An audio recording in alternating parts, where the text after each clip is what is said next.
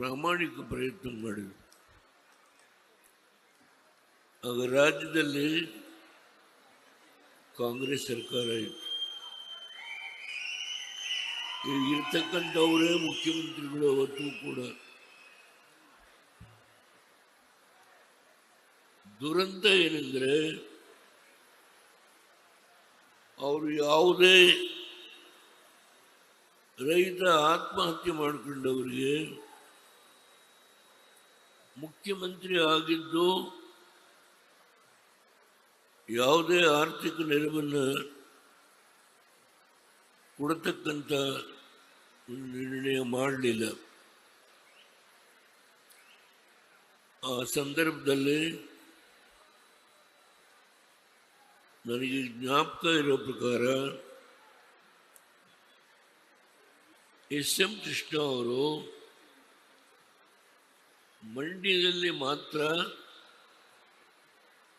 ಒಂದು 15 ಕುಟುಂಬಗಳಿಗೆ ಆತ್ಮಹತ್ಯೆ ಮಾಡಿಕೊಂಡವರಿಗೆ ಆರ್ಥಿಕ ನೆರವನ್ನು ಕೊಟ್ಟು, ಇದಾದರೂ ಒಂದು ಮುಖ್ಯಮಂತ್ರಿಗಳು ಇವತ್ತೇನು ಮುಖ್ಯಮಂತ್ರಿಗಳಾಗಿ ಸಾಮಾಜಿಕ ನ್ಯಾಯ, ನಾನು ಬಡವರ ಪರವಾಗಿದ್ದೇನೆ, ಹಿಂದುಳಿದವರ ಪರವಾಗಿದ್ದೇನೆ, ನಾನು ಇವತ್ತು ನಿಮ್ಮೆಲ್ಲರ ಪ್ರತಿನಿಧಿಯಾಗಿ ನಾನೇನು ಕೆಲಸ ಮಾಡ್ತಾ ಇದ್ದೇನೆ, ನನಗೆ ಯಾವುದೇ ಸ್ವಾರ್ಥ ಇಲ್ಲ ಅಂತ ಹೇಳಿದ್ದಾರೆ. ಆದರೆ ವಾಸ್ತವ್ಯವಾಗಿ ಅವರು ನಡೆದು ಬಂದಂಥ ದಾರಿ ನಾನು ಟೀಕೆ ಮಾಡಲ್ಲ, ಅದರ ಅವಶ್ಯಕತೆ ಇಲ್ಲ. ಯಾವ ಕುಮಾರಸ್ವಾಮಿಯವರು ಬಹುಶಃ ಧಾರವಾಡದಲ್ಲಿ ಅಂತ ಕಾಣುತ್ತೆ, ಆ ಭಾಗದ ಆತ್ಮಹತ್ಯೆ ಮಾಡ್ಕೊಂಡಿದ್ದಂಥ ಎಲ್ಲ ಕುಟುಂಬಗಳನ್ನು ಸೇರಿಸಿ ಅವರೆಲ್ಲರಿಗೆ ಆರ್ಥಿಕ ನೆರವನ್ನು ಕೊಟ್ಟು, ಇದಾದರೂ ರಾಜ್ಯದ ಮುಖ್ಯಮಂತ್ರಿಗಳಿಗೆ ಇವತ್ತು ಅವರ ಮನಸ್ಸು ಆ ನೋವಿಗೆ ತುತ್ತಾದಂಥ ಬಡ ಕುಟುಂಬಗಳ ಬಗ್ಗೆ ಗಮನ ಹರಿಸ್ತಿಲ್ಲ. ನಾನು ಆರೋಪ ಮಾಡ್ತಾ ಇಲ್ಲ, ವಾಸ್ತವಾಂಶವನ್ನು ನಿಮ್ಮೆಲ್ಲರ ಗಮನಕ್ಕೆ ತರ್ತಾ ಇದ್ದೇನೆ. ಬಹುಶಃ ಈ ಬೆಳ್ಳಿ ಹಬ್ಬದ ಒಂದು ಆಚರಣೆಯ ಸಂದರ್ಭದಲ್ಲಿ ಈಗೇನು ದತ್ತ ಅವರು ಮಾತನಾಡಿದರು, ನಾವು ಮುಂದೆ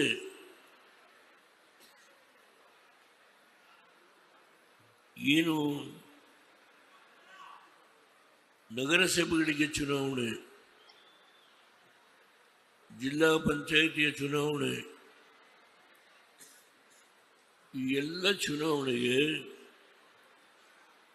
ಈಗಾಗಲೇ ಕೋರ್ಟಿನ ಆದೇಶದ ಪ್ರಕಾರ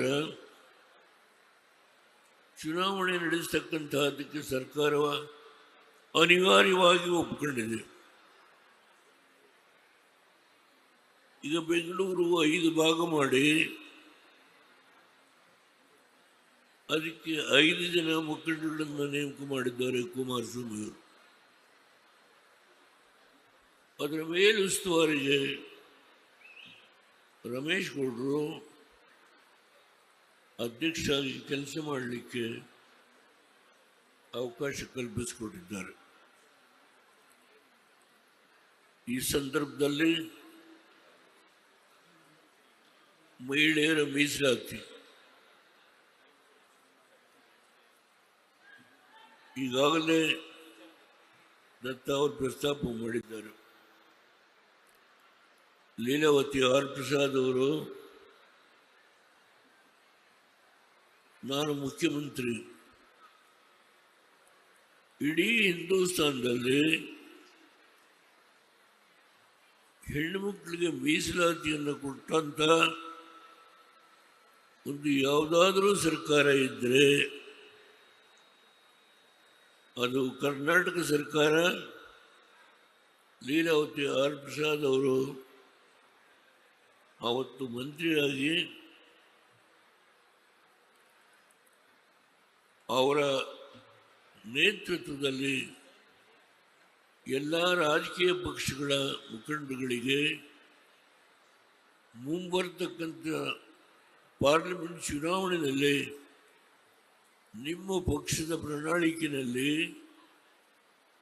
ಹೆಣ್ಣು ಮಕ್ಕಳಿಗೆ ಮೀಸಲಾತಿಯನ್ನು ಕೊಡ್ತಕ್ಕಂಥದ್ದಕ್ಕೆ ನೀವು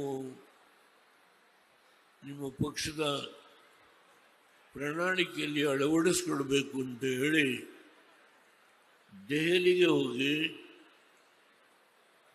ಎಲ್ಲ ರಾಜಕೀಯ ಪಕ್ಷಗಳ ಮುಖಂಡಗಳನ್ನು ಭೇಟಿ ಮಾಡಿ ಅವರೇನು ಪ್ರಯತ್ನ ಮಾಡಿದ್ರು ಅದರ ಫಲವಾಗಿ ಇಡೀ ರಾಷ್ಟ್ರದಲ್ಲಿ ಎಲ್ಲ ರಾಜಕೀಯ ಪಕ್ಷಗಳ ಪ್ರಣಾಳಿಕೆಯಲ್ಲಿ 96ರ ಪ್ರಣಾಳಿಕೆಯಲ್ಲಿ 95-96 ಅವರು ಅದನ್ನು ಅಳವಡಿಸ್ಕೊಂಡ್ರು. ವಾಜಪೇಯಿ ಅವರು 13 ದಿನ ಮುಖ್ಯಮಂತ್ರಿ. ಅದಾದಮೇಲೆ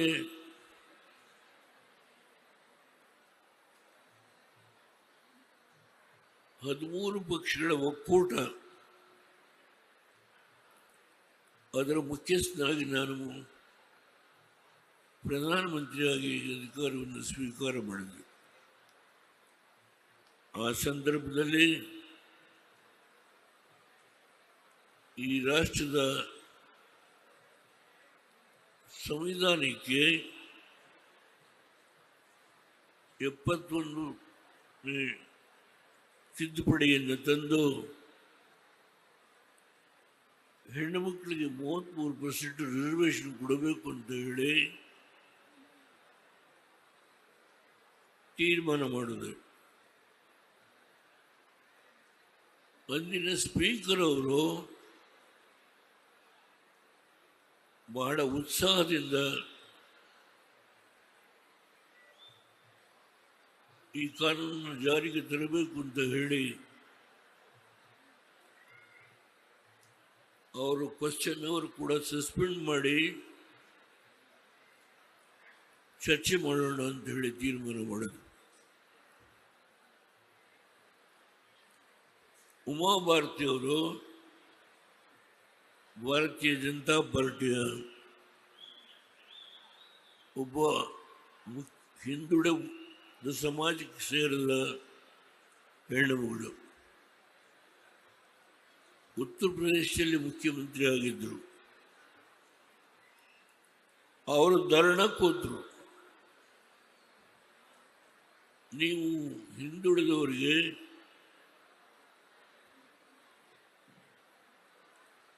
ಮತೀಯ ಅಲ್ಪಸಂಖ್ಯಾತರಿಗೆ ಸಹಾಯ ಮಾಡತಕ್ಕಂಥದ್ರ ಬಗ್ಗೆ ಆಲೋಚನೆ ಮಾಡಬೇಕು. ಹೀಗೆ ನೀವು ಈ ನಿರ್ಣಯವನ್ನು ಅಂಗೀಕಾರ ಮಾಡೋದಕ್ಕೆ ಸಾಧ್ಯ ಆಗಲ್ಲ ಅಂತ ಹೇಳಿ ಹಠ ಹಿಡಿದರು. ಆ ಒಂದು ಸನ್ನಿವೇಶದಲ್ಲೇ ನಾನು ಅದನ್ನು ಕಾರ್ಯಗತ ಮಾಡಲಿಕ್ಕೆ ಆಗಲಿಲ್ಲ. ಆದರೆ ನರೇಂದ್ರ ಮೋದಿಯವರು ಈ ರಾಷ್ಟ್ರದ ಜನತೆಯ ಆಶೀರ್ವಾದದಿಂದ ಅವರ ಅಧಿಕಾರಕ್ಕೆ ಬಂದ ಮೇಲೆ 1924 23-24 ಇರ್ಬೋದು, ಅವರು ಅಸೆಂಬ್ಲಿ ಮತ್ತು ಪಾರ್ಲಿಮೆಂಟಿಗೆ ಹೆಣ್ಣು ಮಕ್ಕಳಿಗೆ ರಿಸರ್ವೇಷನ್ ಕೊಡ್ತಕ್ಕಂಥ ತಿದ್ದುಪಡಿಯನ್ನು ರಾಜ್ಯಸಭೆ ಮತ್ತು ಲೋಕಸಭೆಯಲ್ಲಿ ಎರಡೂ ಕಡೆ ಅಂಗೀಕಾರ ಮಾಡಿಸಿದರು. ಇದು ಸತ್ಯಾಂಶ. ಈಗ ಮುಂಬರ್ತಕ್ಕಂಥ ಲೋಕಸಭೆ ಮತ್ತು ರಾಜ್ಯಸಭೆ 16, 17, 18 ಈ 3 ದಿನ ಈ ಹೆಣ್ಣು ಮಕ್ಕಳ ರಿಸರ್ವೇಷನ್ ಬಗ್ಗೆನೇ ಚರ್ಚೆ ಆಗುತ್ತೆ. ಇದರ ಜೊತೆಗೆ ಈ ರಾಷ್ಟ್ರದಲ್ಲಿ 545 ಲೋಕಸಭಾ ಸ್ಥಾನಗಳೇನಿದೆಯೋ ಅದು ಸುಮಾರು 858-68 ಹೋಗುತ್ತೆ. ಕರ್ನಾಟಕಕ್ಕೆ ಇವತ್ತು 28 ಸ್ಥಾನ ಏನಿದೆಯೋ 42 ಸ್ಥಾನ ಬರುತ್ತೆ. ಅದರಿಂದ ಇವತ್ತೇನು ಕುಮಾರಸ್ವಾಮಿಯವರ ನೇತೃತ್ವದಲ್ಲಿ ಇಷ್ಟೊಂದು ದೊಡ್ಡ ಪ್ರಮಾಣದ ಸಭೆ ರಾಜ್ಯದ ಮೂಲೆ ಮೂಲೆಯಿಂದ ಬಂದಿದ್ದಾರೆ, ಇದು ಬಹುಶಃ ನನ್ನ ದೃಷ್ಟಿನಲ್ಲಿ ಇಂತಹ ಸಭೆ ಬೆಂಗಳೂರಲ್ಲಿ ಹಿಂದೆ ನಡೆದಿಲ್ಲ. ಇವತ್ತು ನಾನು ಬರಬೇಕಾದ್ರೆ ಇನ್ನೂ ವೆಹಿಕಲ್ಗಳು ಬರ್ತಾ ಇದ್ದಾವೆ. ಬಹುಶಃ 2 ಲಕ್ಷಕ್ಕೂ ಹೆಚ್ಚು ಈ ಸಭೆ ಇವತ್ತು ಇಲ್ಲಿ ಸೇರಿರ್ಬೋದು. ನಿಖಿಲ್ ಕುಮಾರಸ್ವಾಮಿಯವರು ಕಳೆದ 1 ವರ್ಷದಿಂದ ಹಲವಾರು ಕ್ಷೇತ್ರಗಳಿಗೆ ಹೋಗಿ ಪಕ್ಷದ ಸಂಘಟನೆ ಮತ್ತು ಮುಂದೆ ಜಿಲ್ಲಾ ಪಂಚಾಯತಿ, ತಾಲೂಕು ಪಂಚಾಯತಿಗೆ ನಿಲ್ತಕ್ಕಂಥ ಶಕ್ತಿ ಇರತಕ್ಕಂಥ ನಮ್ಮ ಪಕ್ಷದ ಹುರಿಯಾರುಗಳನ್ನು ಗುರುತಿಸ್ತಕ್ಕಂಥದ್ದು. ನಮ್ಮ ಚಿಕ್ಕನಾಯಕನಹಳ್ಳಿ ಬಾಬು ಬಂದಿದ್ದಾರೆ ಅಂತ ಕಾಣುತ್ತೆ, ಅವರು ತೆರೆ ಹೋಗಿದ್ದಾರೆ. ಅದರಿಂದ ಇದು ಕೇವಲ ದೇವೇಗೌಡರು ಕುಟುಂಬಕ್ಕೆ ಸಂಬಂಧಪಟ್ಟಂಥ ಪಕ್ಷ ಅಲ್ಲ. ಇಡೀ ರಾಜ್ಯದಲ್ಲಿ ಸಾಮಾಜಿಕ ನ್ಯಾಯದ ಬಗ್ಗೆ ಚರ್ಚೆ ಮಾಡೋದಾದರೆ ನಾನು ಯಾವ ವೇದಿಕೆಯಲ್ಲಿ ಬೇಕಾದರೂ ಚರ್ಚೆ ಮಾಡಲಿಕ್ಕೆ ಸಿದ್ಧ ಇದ್ದೇನೆ.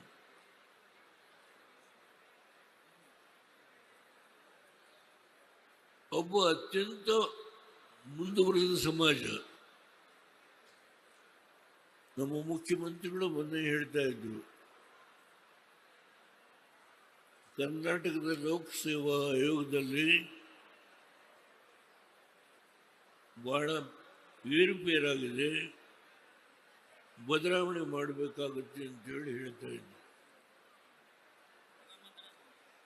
ಶ್ಯಾಮ್ ಭಟ್ ಅವ್ರನ್ನ 6 ವರ್ಷ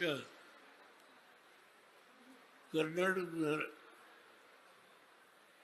ಲೋಕಸೇವಾ ಆಯೋಗದ ಅಧ್ಯಕ್ಷರು ಮಾಡಿದ್ಯಾರು? ಅವತ್ತು ಹಿಂದುಳಿದವ್ರ ಬಗ್ಗೆ ಯೋಚನೆ ಮಾಡಲಿಲ್ವಾ? ಮತೀಯ ಅಲ್ಪಸಂಖ್ಯಾತರ ಬಗ್ಗೆ ಯೋಚನೆ ಮಾಡಲಿಲ್ವಾ? ಕೇವಲ ಅಹಿಂದ ಸ್ವಾರ್ಥಕ್ಕೆ ನೀವೇನು ಬೆಳೆಸ್ತಾ ಇದ್ದೀರಿ? ವಾಸ್ತವಾಂಶ ಈ ಪ್ರಶ್ನೆ ನೀವು ನಿಮ್ಮ ಮನಸ್ಸಿಗೆ ಹಾಕೊಳ್ಳಿ, ಸತ್ಯ ಹೊರಗೆ ಬರುತ್ತೆ. ನಾನು ಒಬ್ಬ ಮುಸ್ಲಿಂ ಲೀಡರ್ನ ಗೆಲ್ಲಿಸಲಿಕ್ಕೆ ದತ್ತ ಇದ್ದಾರೆ, ದ್ರೀಂದ್ರ ನಾರಾಯಣ ರ್ಯಾಲಿ ಮಾಡಿದ್ರು. ಆ ರ್ಯಾಲಿಗೆ ಬರಲಿಲ್ಲ ನಮ್ಮ ಶ್ರೀಮಾನ್ ಸಿದ್ದರಾಮಯ್ಯವರು. ಸಭೆ ಮುಗಿಯುವ ಕೊನೆಯ ಘಟ್ಟದಲ್ಲಿ ಮೆಲುಕು ಹಾಕಲಿಕ್ಕೆ ಬಂದರು. ತುಂಬ ವಿಷಯ ಮಾತಾಡುವರು. ಕುಮಾರಸ್ವಾಮಿಯವರು ಅಂಗವಿಕಲರ ಬಗ್ಗೆ, ಈ ರಾಜ್ಯದಲ್ಲಿ ಇರ್ತಕ್ಕಂಥ ಅಂಗವಿಕಲರನ್ನೆಲ್ಲ ಸೇರಿಸಿ ಅವ್ರಿಗೆ ಒಂದು ತಿಂಗಳಿಗೆ 1000 ರೂಪಾಯಿ ಮಾಸಾಶನ ಕೊಡ್ತಕ್ಕಂಥ ತೀರ್ಮಾನ ಮಾಡಿದರೆ ಅದು ಶ್ರೀಮಾನ್ ಕುಮಾರಸ್ವಾಮಿಯವರು ಅದನ್ನು ನಾನು ಈ ಸಭೆ ಗಮನಕ್ಕೆ ತರಲಿಕ್ಕೆ ಇಚ್ಛೆಪಡುತ್ತೇನೆ. ಇನ್ನು ಹಲವಾರು ವಿಷಯಗಳು ಹೇಳಬಹುದು. ಹೆಣ್ಣು ಮಕ್ಕಳಿಗೆ ಏನೇನು ಆರ್ಥಿಕ ನೆರವನ್ನು ಕೊಡತಕ್ಕಂಥ ತೀರ್ಮಾನ ಮಾಡಿದರು. ಹೀಗೆ ಜಾತ್ಯತೀತ ಜನತಾದಳಕ್ಕೆ ಒಂದು ಕಾರ್ಯಕ್ರಮದ ನೆಲೆಗಟ್ಟಿದೆ. ಅದರ ಆಧಾರದ ಮೇಲೆ ಹೋಗ್ತೇನೆ. ಹೌದು, ಕುಮಾರಸ್ವಾಮಿಯವರ ಸರ್ಕಾರವನ್ನು ತೆಗೆದವರು ನೀವು.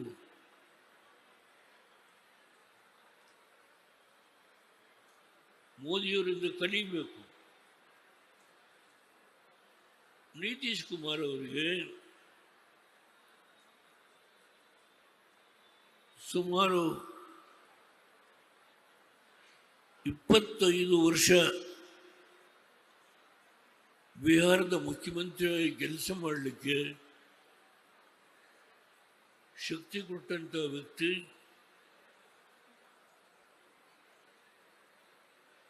ಇಂದಿನ ಪ್ರಧಾನಮಂತ್ರಿ ಮೋದಿಯವರು. ಕುಮಾರಣ್ಣವರಿಗೆ ಏನು ಸರ್ಕಾರವನ್ನು ತೆಗೆದರು, ಸುಮಾರು 18 ಜನರನ್ನು ಮುಂಬೈಗೆ ಕಳಿಸಿ ಆ ಸಂದರ್ಭದಲ್ಲಿ ಮೋದಿಯವರು ನಿಮ್ಮ ತಂದೆಯವರಿಗೆ ಒಂದು ರಾಜಕೀಯ ನಿರ್ಣಯ ಯಾವಾಗಲೂ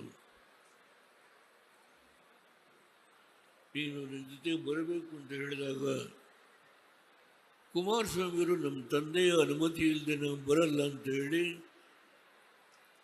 ಹೇಳಿ ನನ್ನ ಹತ್ರ ಬಂದು ಕೇಳಿದರು, ಹೀಗಿದೆ ಅಂತೇಳಿ. ನಾನು ಹೇಳಿದೆ, ಆಯಿತು,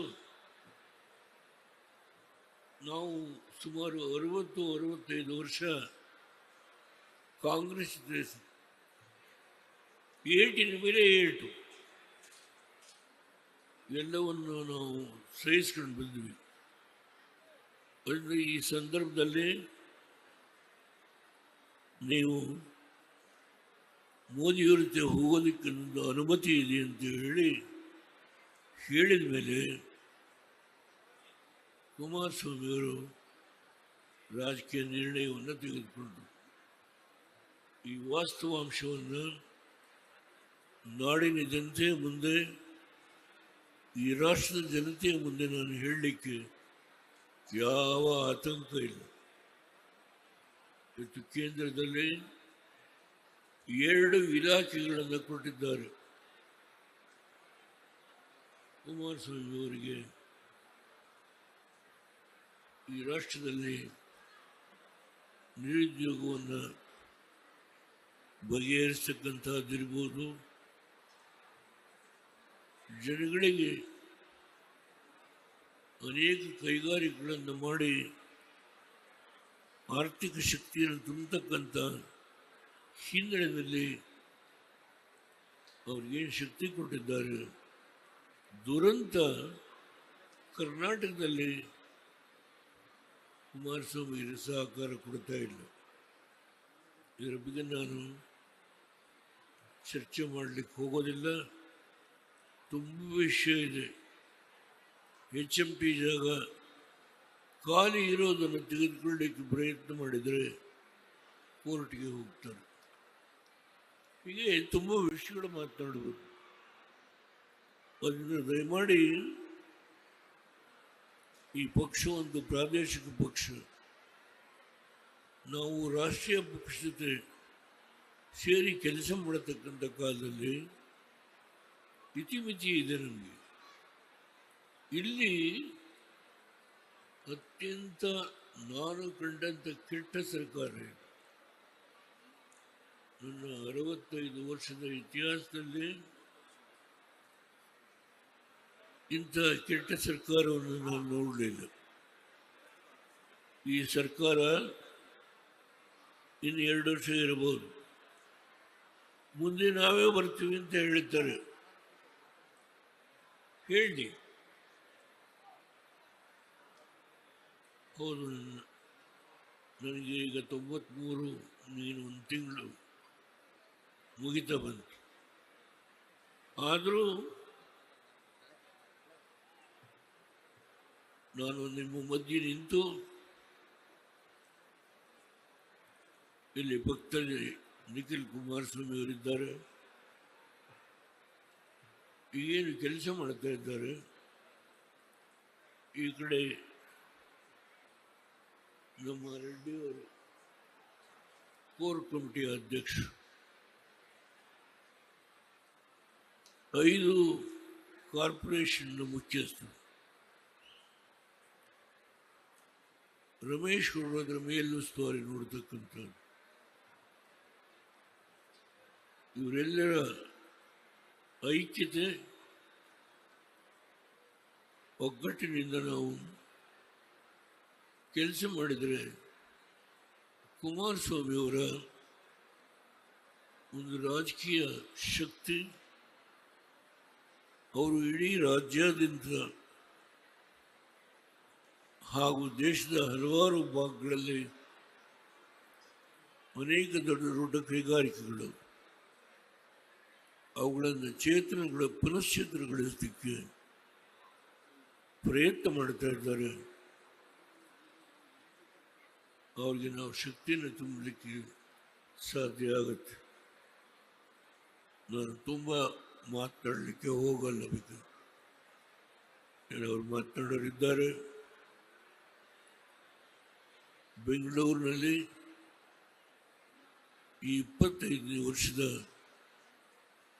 ಜಾತ್ಯತೀತ ಜನತಾದಳದ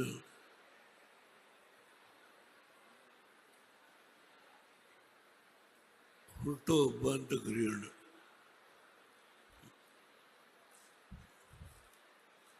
ನಾನು ನೆನೆಸ್ಕೊಳ್ತೇನೆ,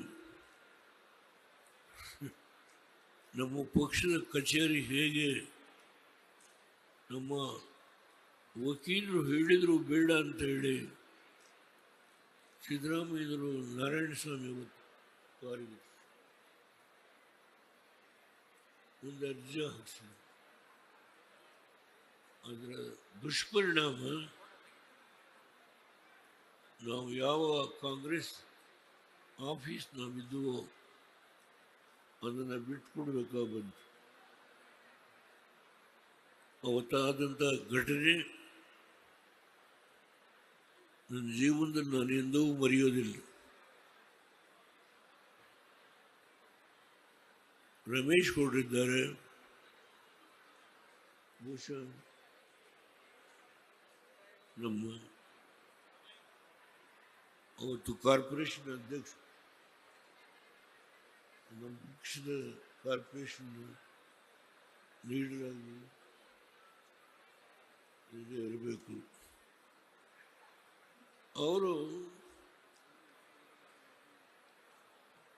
ಇದೇ ಸಿದ್ದರಾಮಯ್ಯರು ಕಾರ್ಪೊರೇಷನ್ ಕಮಿಷನ್ಗೆ ಜಾಗ ಕೊಡು ಅಂತ ಹೇಳಿದಾಗ ಗೌಡರು ಬಂದು ಧರಣ ಕೂರ್ತಾರೆ ಅಂತ ಹೇಳಿ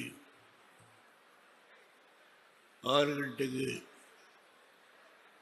ಕಾರ್ಪೊರೇಷನ್ ಆಫೀಸ್ ಮುಂದೆ ಇರಬೇಕು, ಕೂತಿರ್ಬೇಕು ಹೇಳಿದಾಗ ಅದೇ ಕಮಿಷನರು ಕರೆಸಿ ಒಬ್ಬ ಕುರುಬರ ಹೆಣ್ಣುಮಗಳು ಆ ಜಾಗವನ್ನು ನಮಗೆ ಕೊಟ್ಟು,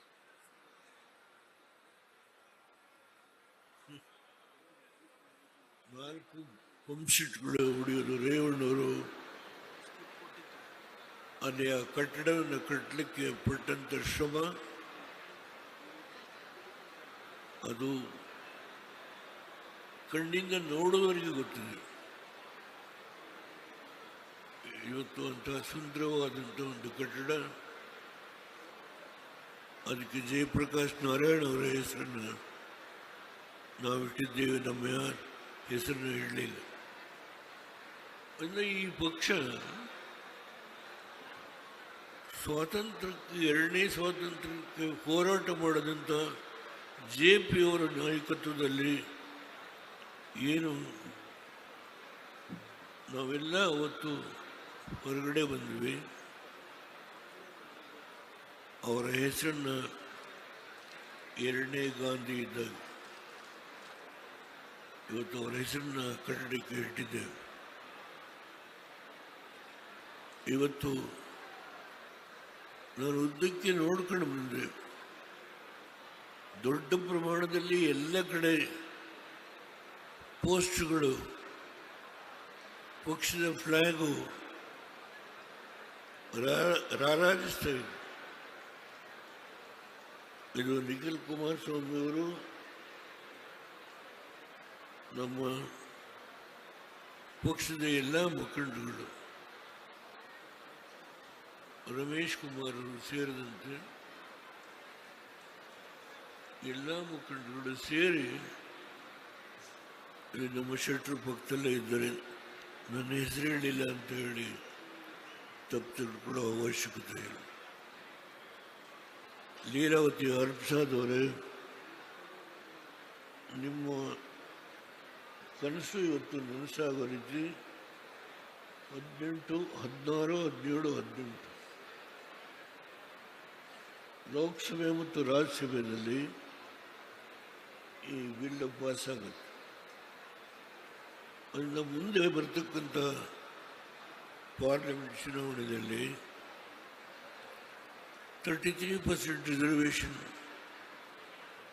ನಮ್ಮ ಕೋಲಾರದ ಹೆಣ್ಣುಮಗಳು, ನಮ್ಮ ರಾಜ್ಯ ಘಟಕದ ಅಧ್ಯಕ್ಷಣಿ, ಯಾರನೇ ಏನು ಬರೆದಿದೆಯೋ ಗೊತ್ತಿದ್ದ ಕರಿಯಮ್ಮನವರೇ,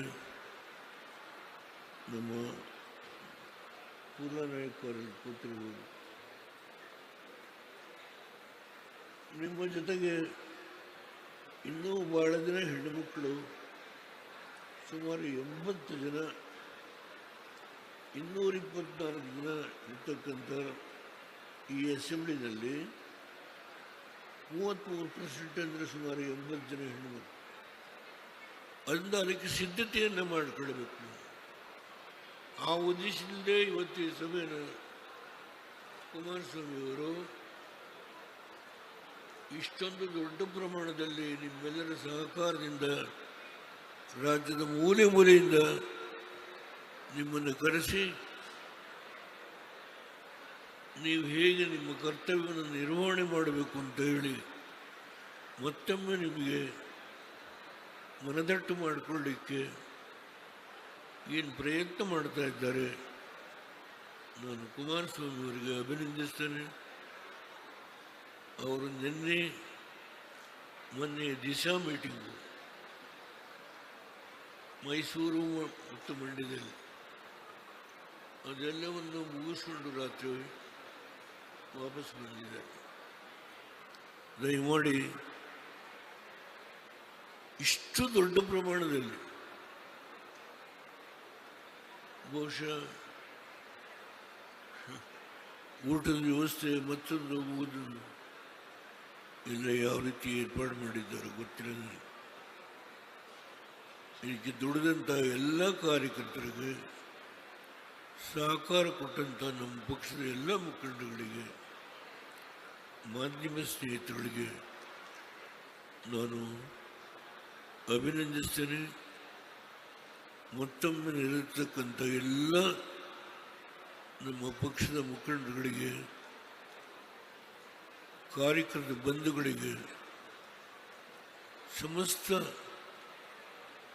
ನಮ್ಮ ಮಾಧ್ಯಮದ ಎಲ್ಲ ದೃಷ್ಟಿ ಮಾಧ್ಯಮ, ಅಚ್ಚು ಮಾಧ್ಯಮ ಎಲ್ಲ ಸ್ನೇಹಿತರುಗಳಿಗೆ ನಾನು ನನ್ನ ಅಭಿನಂದನೆ ಸಲ್ಲಿಸಿ